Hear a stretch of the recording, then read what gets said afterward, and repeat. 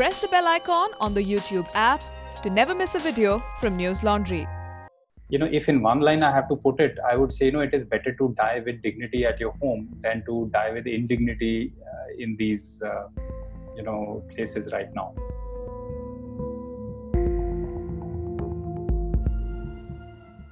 Mandeep Singh was prompted to say this by a tragic experience his family had faced a few days ago while trying to get a COVID-positive family member admitted in a Delhi hospital.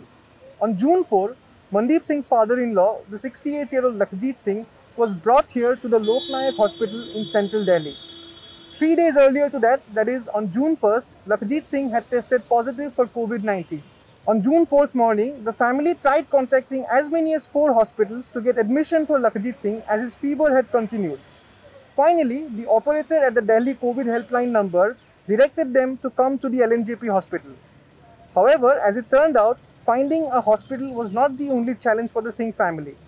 What happened after they arrived here was really disturbing. When the family reached the LNJP hospital to get Lakhjit Singh admitted, their request was denied on the grounds of him being tested at the Sir Gangaram hospital. The staff insisted that Singh be taken there instead. Just as they were about to leave for Gangaram, Lakhjit Singh fainted outside the emergency ward, and still the LNJP hospital authorities refused to budge. As the father-in-law fainted, the brother-in-law got out of the car and he started asking for help. And the staff over there, their response was, please take him to Gangaram. The point is that here is a person outside a hospital ward and the person faints.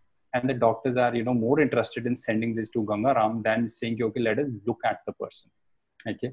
So nevertheless, while he kept on trying the pumping of the heart or whatever, after about 10-15 minutes, the doctor did come. And the doctor came and did whatever, they had to do, whether it was checking or giving oxygen or whatever they did. And then, 10-15 minutes post that, they said, he's already dead. Singh's death is not the only such account in recent times. Amid the spike in cases in Delhi, reports have emerged of a number of COVID patients passing away due to non-admission in hospitals. In some cases, if patients were lucky to find a bed, it was not before several hours of waiting.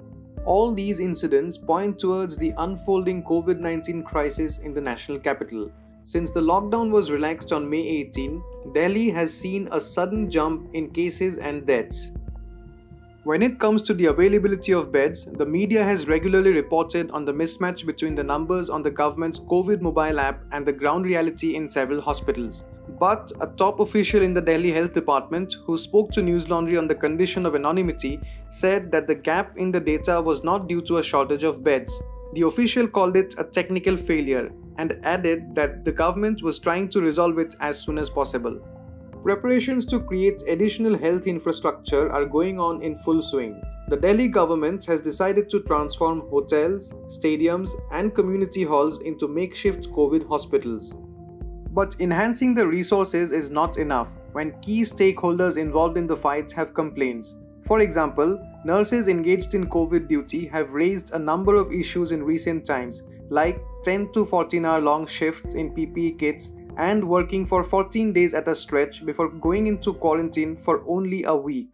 जो weather hot हो चुका है उसमें PP kit के साथ इतना लंबा duty नहीं हो सकता है, और दूसरा जो जहाँ पे सेंट्रलाइज एरिया है जो वहाँ पे नहीं चलाए जा रहे हैं वहाँ पे टेम्परेरी विंडो एसी लगाए जाए, तो ताकि जो थोड़ा सा काम करने में इजी होए, क्योंकि वहाँ पे अब जो है ना नर्सेस का डिहाइड्रेशन शुरू हो रहा है, स्किन रैशेस, स्किन प्रॉब्लम्स वगैरह सारी इन्फेक्टेड है, और बहुत लॉन्ग आवर पीपी करने से यूरिनरी इन्फेक्शंस का भी इशू आ रहा है, फंगल इन्फेक्शन का भी इशू आ रहा है, और लॉन्ग ड्यूटी आवर में आपका इम्यूनिटी भी अफेक्ट होता है, क्योंकि आपकी बॉडी जो है ना वो दूसरे इश्यूज मतलब इम्यूनिटी भी थोड़ी डाउन आ जाती है, तो इसलिए थोड़ी सी और हेल्थ केयर वर्कर जो है ना वो कोविड पॉजिटिव होने के चांसेस और ज्यादा हो जाते हैं.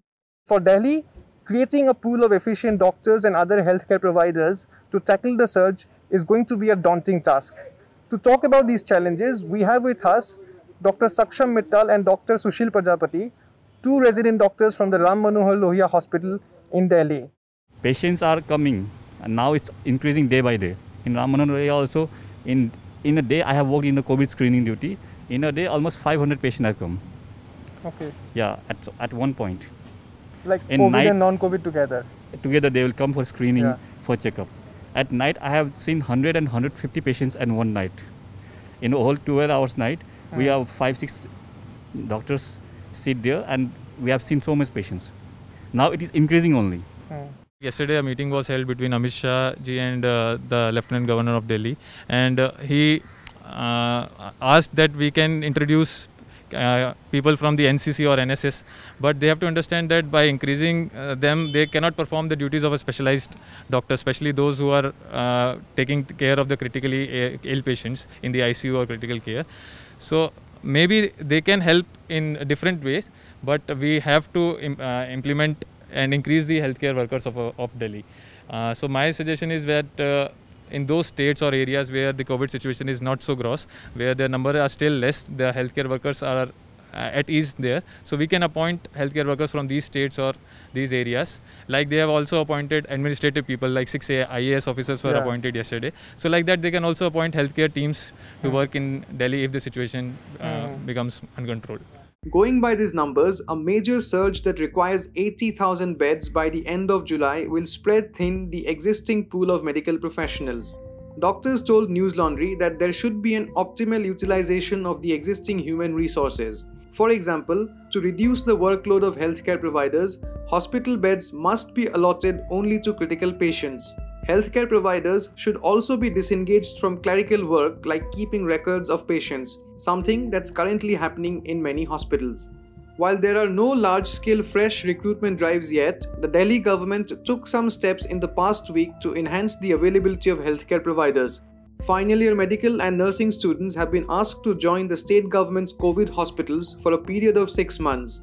Further, to man the additional beds erected in the community spaces, the Delhi government also got into talks with Association of Doctors to plug the shortage through private practitioners. On June 14, Home Minister Amit Shah further announced that testing, contact tracing and isolation would be increased in Delhi. The city's success in fighting the pandemic will depend a lot on how effectively these measures are going to be implemented.